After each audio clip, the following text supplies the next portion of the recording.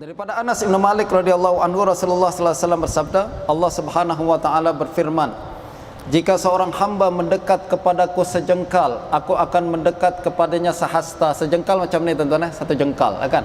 Hasta adalah dari hujung jari kita kepada siku, itulah satu hasta. Kata Allah, siapa yang mendekat kepadaku satu jengkal, aku mendekat kepadanya satu hasta. Maknanya, siapa yang mendekat kepada Allah, Allah lebih laju lagi mendekat kepada dia. Jika dia mendekat kepadaku sehasta, aku akan mendekat kepadanya satu batu. Jika dia datang kepadaku dengan berjalan, aku akan datang kepadanya dengan berlari. Apa maknanya tuan-tuan? Maknanya adalah Allah suka kita mendekat kepadanya. Tak ada istilah, misalkan ada orang berdosa kepada kita, ada orang salah kepada kita, orang tu minta maaflah, saya salah semalam. Kita cakap apa? Tak ada maaf bagimu. Allah tak pernah cakap macam tu. Sebaliknya, you kembali, Allah lebih lagi dekat kembali kepada engkau. Sebab yang membuat jarak antara kita dengan Allah adalah dosa, ya kan? Dosa yang membuat kita jauh, dan taubat yang membuat kita dekat. Justru kalau kita bertaubat, baru niat taubat saja tuan-tuan, kata para ulama macam tu. Kita baru nak niat taubat saja, kalau niat tersebut betul ikhlas dan jujur, maka kita akan rasakan kemanisan taubat. Sebab Allah kembali, Allah menerima taubat kita, baru niat saja. Justru para ulama mengatakan, andai mereka tahu manisnya taubat melebihi manisnya maksiat, mereka akan tinggalkan maksiat tu. Manis taubat melebihi manis maksiat, tuan-tuan. Orang buat maksiat manis ke? Manis, seronok. Tapi kalau dia tahu taubat lebih seronok daripada maksiat, dia akan tinggalkan maksiat. Sebab sekali lagi, kita baru mendekat, Allah jauh lebih mendekat lagi kepada kita, lebih segera lagi kembali kepada kita. Itu sebabnya ramai tuan-tuan di kalangan para tokoh-tokoh besar kita zaman dahulu, mereka dulu penjahat, banyak maksiat. Ketika taubat, mereka menjadi orang yang paling soleh. Siapa mereka? Antaranya lah Fudail bin Iyad. Fudail bin Iyad ni tuan-tuan terkenal penyamun di tepi jalan, yang paling ditakuti di jalan Khurasan menuju Mekah.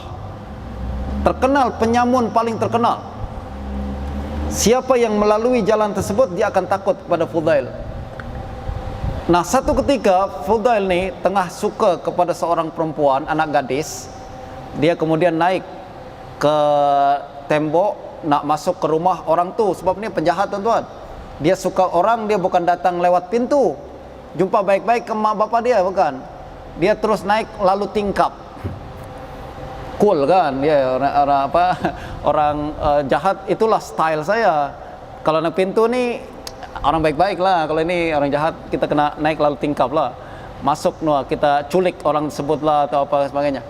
Apabila dia naik ke atas tingkap, dia terdengar ayat Quran yang mengatakan, alam ya'ni lilladzina amanu an takhsha'a qulubuhum li dzikrillah.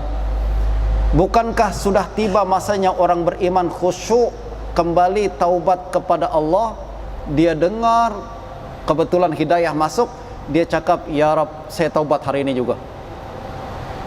Lalu dia cancel tugas apa yang dia nak buat tu, tuan-tuan. Dia pergi masuk ke satu tempat.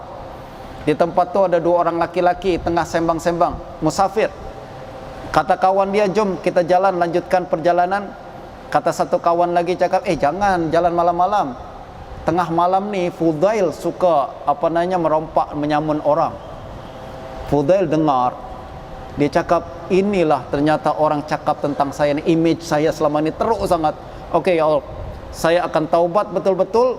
Saya akan berpindah ke Masjidil Haram, pindah ke Mekah tuan-tuan. Sampai meninggal dunia beliau tinggal di Mekah. Dan ketika lepas taubat, kata Imam Ibnul Mubarak, tak ada orang yang lebih soleh daripada Fudail bin Iyad. Sebab apa lagi? Taubat ni tuan-tuan. Sekali kita taubat, Allah terima. Kadang kita lebih baik daripada orang yang sudah lama melakukan ibadah. Jadi ramai juga orang-orang yang baru masuk Islam tuan-tuan. Kita sebut dia rifat. Kadang orang yang baru masuk Islam lebih hebat ibadahnya daripada kita, betul tak? Dan sumbangannya kepada kita. Azan kah? Belum. Hadis yang ke-20.